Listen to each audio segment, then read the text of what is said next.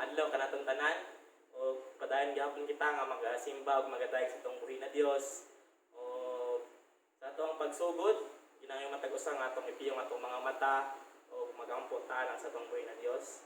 Dalaygon og maigmaw na mga Dios, kami Lord nagaduol kanimo, nagapasalamat kanimo Ginoong Dios dining taknan nining orasa Ginoong Dios nga diin kami Lord makaduol, makadayeg kanimo Ginoong Dios ug labi na Ginoong Dios makatuon sa imong mga pulong Ginoo.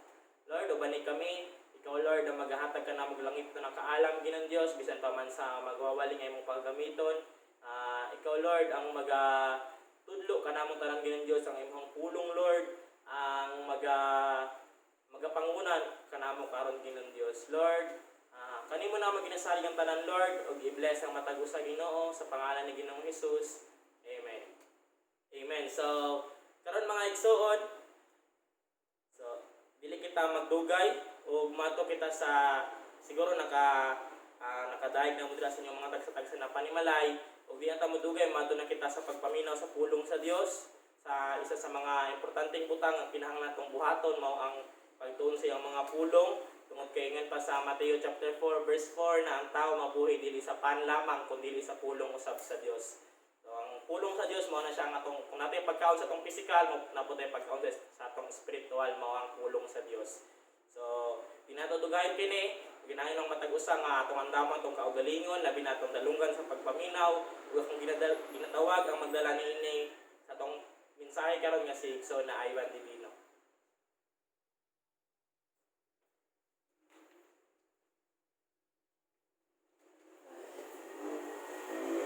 Mayong adlaw sa inyong tanan, sa inyong mga tagsa-tagsa nga mga panimalay. So sa makausa mga igsoon, Happy New Year. So New Year gyapon karon di ba tungod kay napata sa bulan sa January. So basta napata sa January, New Year pa na pero February. Chinese na po na. Chinese New Year na po. So Happy New Year sa inyong tanan, sa inyong mga tagsa-tagsa, sa inyong panimalay diya mga kaigsoon. So karon mga igsoon, muadto ta sa pagpakahon sa tong spiritual na bahin sama sa giingon ni Igsoon nga JC kaganiya nga ang tao dili gyud mabuhi sa pan lamang. So unsa ba ning pan? Ang pan kaning mga material nga kinahanglan sa tong pisikal na panglawas. So atong kinabuhi mga igsoon na pud tay spiritual nga kinahanglan po nato atimanon, kailangan po nato pakahonon. So ang pagkaon nini mo ang tulong sa Dios. So before ta magasugod mga igsoon sa atong pag-isgutan karon, ginahangyo na ko ang tanan diya sa inyong mga tagsa-tagsa nga panimalay nga ipiyong nato itong mga mata moduol ta sa Dios, mga tagiya, mga tawtabang sa iyang pagpasabot kanato sa buot iyang ipasabot kanato karong adlaw. So ipiyong nato itong mga mata mga igsoon o magampo ta. Dalay ko na mga Dios, kami Lord nagaduol diya kanimo uban ang mapaubsanon nga mga kasing-kasing, mapaubsanon nga mga kinabuhi kining Dios. Lord, nasayod ka sa mong mga kinabuhi nga wala mi mahimo Ginoo kung wala ka sa mong giliran. Busa Lord sa muang pag-aisgutan karon, sa imong pagtuo, sa mong pagtuon, sa imong mga pulong, ikaw magatabang ka namo Ginoong Dios, ikaw magauban ka namo, ikaw magahatag ka namo langit no nakaalam Ginoong Dios. Tungod kay nasayod ka Lord nga dili namo kaya sabton ang imong mga pulong kung wala ang imong tabang kanamo Ginoong Dios.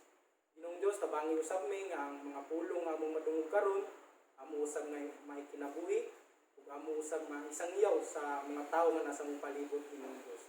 Lord, kining tanan among mga pagsalig, mga pagampo sa ngalan sa imong bugtong anak kamo sa Jesus.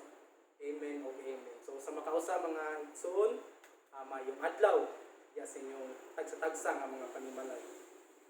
So ang atong pag-aisgutan karon mga igsoon, makita diri sa itong monitor, di ba? Acts inside our prayer. So watagan nato og pagtagad kaning Acts, kaning letter A, letter C, letter T, ug letter S. So before nato ni siya tagan og pagtagad mga igsoon, tatagan sa nato pagtagad kaning prayer. So unsa ba ning prayer? Ang prayer mga igsoon, mao ni siya ang pamaagi nga ang tawo magipag-istorya diya sa Dios, di ba? Mga igsoon, pag ang Dios istorya sa tuwa pinaagi sa iyang mga pulong, di ba? So ang prayer mao na ang pamaagi nga ang tao mo response o mo istorya sa Dios. Di ba mga igsoon, pag ang Dios mo istorya sa tuwa, pinagi siyang mga pulong, di ba ang madungog na to sa Dios kay kaning pinaka the best, di ba? Pinakanindot, kaning maayog yun ang atong madungog, di ba? Basta ang Dios ang istorya sa tuwa. Minsan madungog na to sa mga pulong sa Dios, kaning encouragement, ang iyang gugma sa tuwa, ang iyang pagkagamahanan, ang iyang pagka-Diyos, di ba? Ang iyang mga promise sa tuwa, di ba? Nindot kayo, di ba? Basta ang Diyos ang istorya sa tuwa, pinagi siyang mga pulong. O kung ang Diyos mga igsoon, pinaka-the best yun ang iyang ginahingon sa tuwa, kaning nindot kayo, dapat kita mo response na nga kanang nindot po, di ba? Pinaka-the best po ang atong istorya diya sa tuwang buhay nga Diyos, di ba? Pinaka-the best, kaning pinaka-nindot nato, di ba? Ang atong i-response dinong pinagi sa prayer. Nga mao atong pag-aisgutan karon mga igsoon, ang kaning acts inside our prayer. So watagan nato ni siya mga pagtagad mga igsoon tungod kay acts inside our prayer, mao ni siya ang mga nindot yun na unod sa tong mga pag-istorya diya sa tuwang buhay nga Dios, di ba? So magasugod ta mga igsoon atong tagan og pagtagad. Una kining letter A mga igsoon. So ang letter A mga igsoon, mao ni siya ang adoration. So unsa man ning adoration? Ang adoration mga igsoon, mao ni siya ang imong mga pagsimba, pagdaig diya sa tuwang buhay nga Dios, di ba? So diya sa imong mga pag-ampog mga igsoon, sa imong pag-istorya sa tuwang buhay nga Dios, dili gid mawala diya ang imong pagdaig ug pagsimba diya sa tuwang buhay nga Dios, di ba? Imo siyang daygon, di ba? Iyang pagkagamhanan, ang iyang pagkamaykugmaon, ang iyang pagkamapasayloon, di ba? Ang iyang pagka-powerful, di ba? So imo siyang simbahon diya sa imong mga pag-ampog, sa imong pakikistorya diya sa tuwang buhay nga Dios. So atay pagabasahon mga igsoon nga book, chapter ug verse nga makita sa Salmo kapitulo 86 versikulo 9 hangtod sa 10. So atong pagabasahon mga igsoon nga makita diri sa monitor. O kung namoy mga Biblia des inyong mga tagsa-tagsa nga mga panimalay, pwede po ninyo ukabon ang inyong mga Biblia mga igsoon. So atong pagabasahon ng verse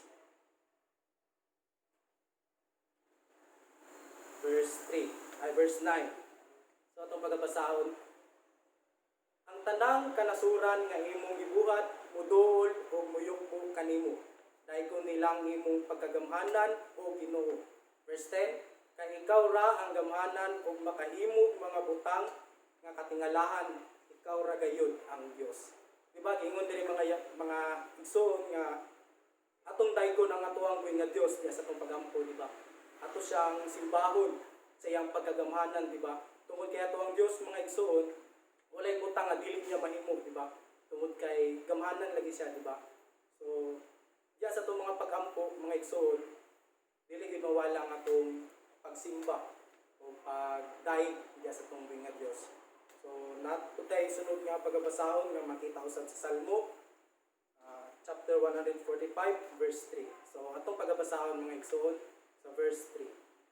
Gamhanan ang Ginoo ug angayan gayon nga daykon siya, dili matukib ang iyang gahom. So giingon diri mga igsoon, di ba nga sa last part kay dili matukib ang iyang gahom, di ba? So giingon diri nga ang pasabot nining matukib mga igsoon kini walay makapantay, di ba? Walay makalabaw sa iyang pagkagamhanan. Tungod kay siya ang Dios sa tanan, di ba? So diya sa imong pag-ampo mga igsoon, ipakita gid mo sa Dios, imo yung istorya sa Dios nga imo gid siyang isimba, imo siyang gidaig diya sa imong mga pag-ampo. Di ba mga igsoon, tungod kay ang atuang Dios gamhanan, mahigugmaon, mapasayloon o Dios sa tanang Dios, di ba mga igsoon. So akong pagabalikon, atong simbahon ato ang buhay nga Dios diya sa tong mga pag-ampo. So sunod ato tagang pagtagad ang kaning letter C. So ang letter C mga igsoon, mao ni siya ang confession. So unsa ba ning confession? Ang confession mga igsoon, mao ni siya ang imuhang pagpangayog pasaylo diya sa tuwang buhay nga Dios, di ba? So natay pagabasahon mga igsoon nga makita sa unang Juan chapter 1 verse 9. So atong pagabasa pagabasahon. Apan kung isugid nato sa Dios ang atong mga sala, siya nga matarong o matinumanon sa iyang saad o pasaylo gayud sa tanan natong mga sala o maghinlo sa tanan natong mga kalapasan. Di ba gingon diri mga igsoon nga pag once nga makasala ta sa tunggoy nga Dios, kabalo ang Ginoo, di ba nga natay sala nga nahimo. So atong pagabuhaton mga igsoon, muduol ta sa Dios pinagi sa pagampo, di ba? Uban ang atuang pagpangayog pasaylo diya sa tunggoy nga Dios, di ba? Maaring sa imong kinabuhi mga igsoon na kay mga kapakyasan nga buhat sa imong kinabuhi, di ba? Example, nakasala kasi mo una-una, nakasala kasi mo ang binuhatan, nakasala kasi mo ang sinultihan, di ba? Kung unsa man ang klase nga sala nga imong nabuhat. Mga igsoon kasi mo ang pagampo, pinaka-the best mga igsoon nga imong isulti sa Dios. Lord, nakasala ko, pasaylo ako, di ba? Indot kayo mga igsoon nga muduol ka sa Dios ug mangayo kag pasaylo siya, di ba? Sa imong mga sala nga nahimo sa imong kinabuhi mga igsoon, di ba? So sa tuong pagampo mga igsoon, dili gid mawala diya nga tuang pagpangayog pasaylo diya sa tuang buhi nga Dios, di ba? So napud koy sunod nga pagabasahon mga igsoon nga makita sa Salmo chapter 32 verse 5. So atong pagabasahon mga igsoon sa verse 5. Unya gisugid ko kanimo o Ginoo ang akong mga sala ug wala ko ililong ang mga buhat kong daotan. Isugid ko kini kanimo ug ipasaylo nimo ang tanan kong kalapasan. So nindot kayong last part nga gingon, di ba mga igsoon? Kapag once nga mangayog kag pasaylo diya sa tunggoy nga Dios, gingon diri nga pasayloon gyud kaniya sa tanan nimong kalapasan, di ba? Wala pa na nimo nabuhat imong sala mga igsoon, kabalo na ang Dios nga mabuhat nimo na nga sala. Ug ang Dios mga igsoon, pasayloon gyud kaniya sa imong mga sala basta mangayog ka og pasaylo diya sa iya mga igsoon. So mao ni ang unang nga duha na nindot na atong isulti diya sa tunggoy nga Dios, di ba mga igsoon? Na pag once nga mo makigistorya ta diya sa tunggoy nga Dios, una adoration, ikaduha kay confession.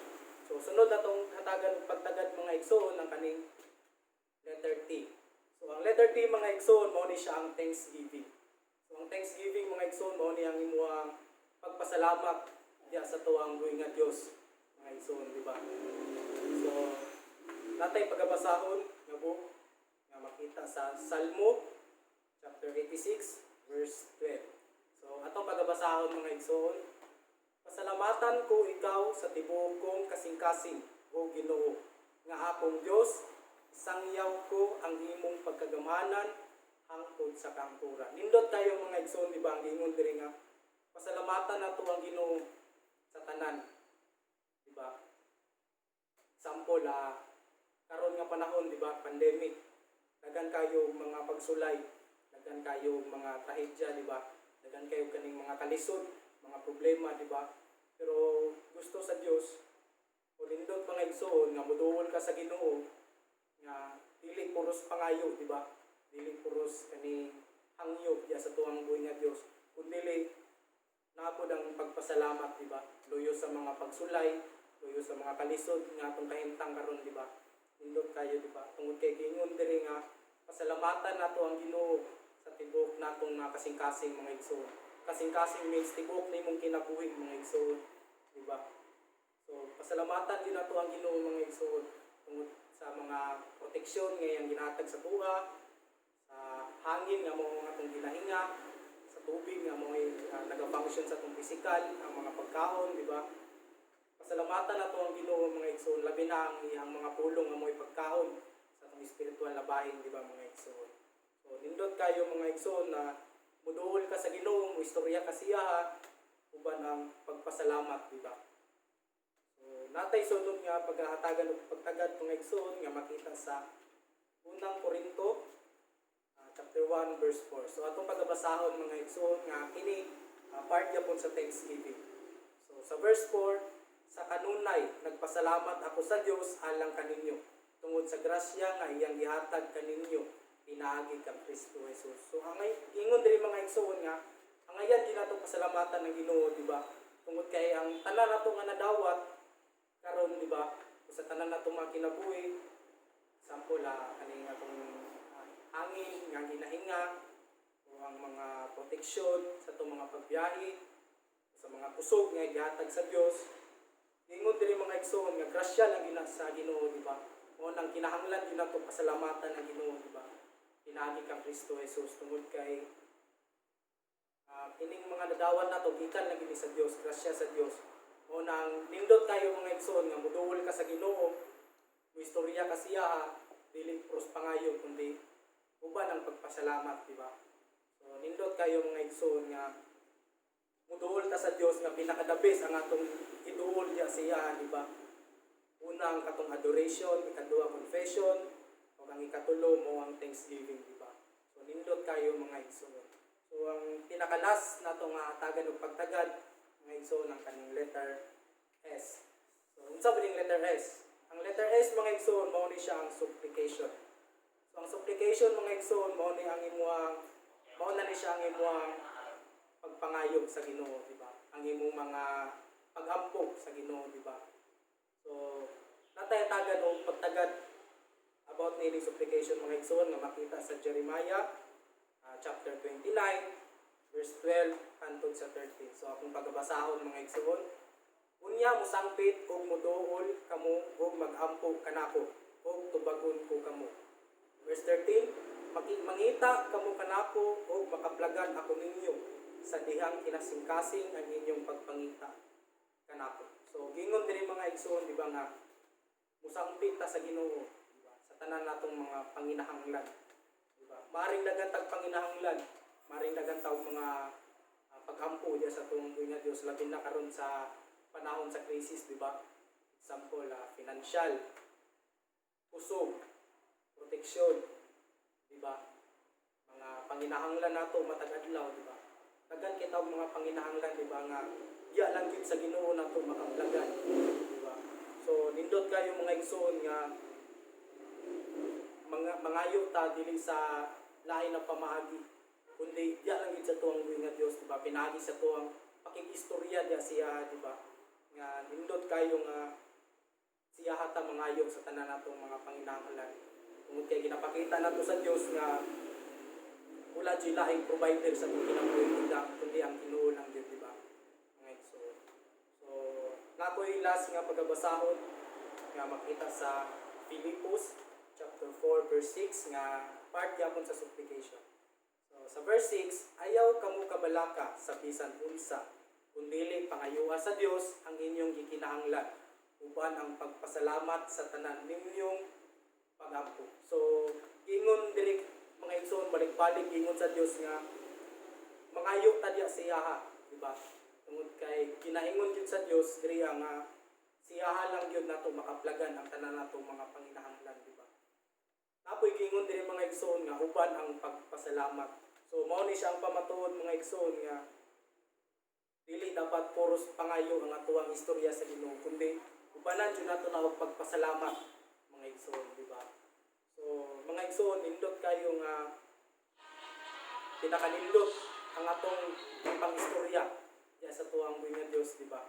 So kung ang Ginoo may istorya sa tuwa mga igsoon sama sa gingon ganiya, di ba nga ang ginaistorya niya sa tuwa is puros encouragement, ang iyang mga promise, ang iyang mga pagka may gugmaon sa tuwa, ang iyang pagkamapasayloon sa tuwa, di ba? Nindot kayo ang ginaistorya sa Ginoo sa tuwa mga igsoon, pinaka the best yun ang iyang ginasulti sa tuwa mo na pagkita na po ang response sa Ginoo mga igsoon, pinagi sa prayer, pinagi sa pag-istorya sa Ginoo, dapat ang atuang idol niya sa iya ay kaning pinaka the best pod mga igsoon, di ba nga mao ang adoration, confession, thanksgiving, supplication. So mao to mga igsoon ang atuang mga pulong sa Dios nga atuang nadungog karon nga ang pinaka the best nga atuang idol diya sa tuang nga Dios.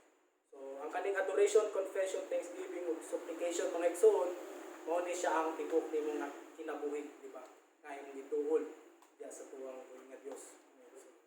So sa makausa, mayong adlaw sa inyo ang tanan mga igsoon ug happy Sunday. So before ta mo adto sa tong offering, mag-closing prayer sa ta. So magampo ta pasalamatan nato ang Ginoo tungod sa iyang mga pulong nga kanunay nagatudlo ug nagapadlong sa tuwa ug naga-encourage sa tuwa. So piyong nato to mga mata mga igsoon ug pasalamatan nato ang Ginoo. Dalaygon ug may gugmaon ng mga Dios. Lord, salamat Ginoong Dios nga sa imong mga pulong nga among nadungog karon, nga among natun-an, nga imong gipasabot kanamo Ginoong Dios. Nga kung ikaw ang istorya kanamo Ginoong Dios, puros maanindot ang among madungog sa imuha. Puros pinaka-the best, pinaka-greatest nga mga butang ang among madungog gikan sa imuha Ginoong Dios. Unang Ginoong Dios, pag kami na po ang response, kami ang budol niya sa imuha, kami ang makikistorya kanimo Ginoong Dios. Maayo Lord, mas nindot Ginoong Dios nga pinaka-the best pud namo ang among iduol o ang mong istorya diya sa imuha Ginoong Dios. Nga mao adoration, confession, thanksgiving, ug supplication Ginoong Dios. Lord, salamat Ginoong Dios sa imong mga pulong nga angay namo nga ikinabuhi ug angay namo nga isangyaw sa mga tawo nga nasa mong palibot Ginoong Dios. Lord, salamat sa tanan sa imong pagpakahon sa mong espiritual na bahin. Pinagi sa mga espirituhanon nga mga pagkahon nga mao imong mga pulong.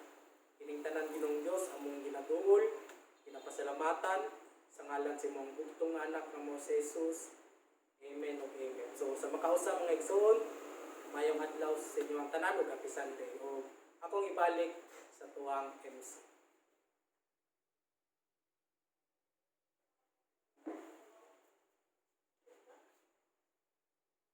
So daghang salamat sa pulong sa Dios nga tuwa nadungog karong adlaw nga diin ang pag-ampo importante kay alang kanato, di ba?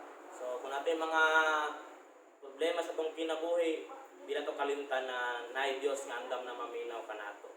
At ato siyang istoryahon, di ba? Atong isulti ang atong mga gusto nato isulti sa atong buhay na Dios pinaagi lamang sa pag-ampo. So ingon diri ingon sa pinakalasan nga dili tam angay na mabalaka kung dili atong pangayoon sa Dios ang tanan uban ang pagpasalamat. So daghang salamat kay sa pulong sa Dios labi na sa nagdala sa atong mensahe karon na si Igsoon na Ivan. O karon mga igsoon bago mo madto sa inyohang mga sa Lord sa offering sa Lord Supper, pwede mo maghimog offering dala sa inyong mga tagsa-tagsa nga panimalay. O ang inyong naipon na offering mga igsoon, pwede niyo dalaon diri sa simbahan natay offering box diri. Pwede ninyo itagak ng inyong mga offering diri sa atong offering box diri sa simbahan. So kung layo sa inyong simbahan, pwede po mo madto dito sa Jade na pwede ito'y offering box. Pwede po ninyo itagak dito ang inyong mga offering dito sa Jade. O kung layo sa inyo ang Jade o simbahan mga igsoon, or pwede po mo mato sa pinakadool sa inyo mga 7-Eleven, sa pato 7-Eleven, Emilier, Western Union, o bisan unsa nga kumpanya nga modawat og GCash o mo ninyong gamiton ng GCash number. Makita nyo sa atubangan 0975-5563-546. So kana lang mga igsoon, og digang salamat sa katagusa ug maayong Domingo sa tanan.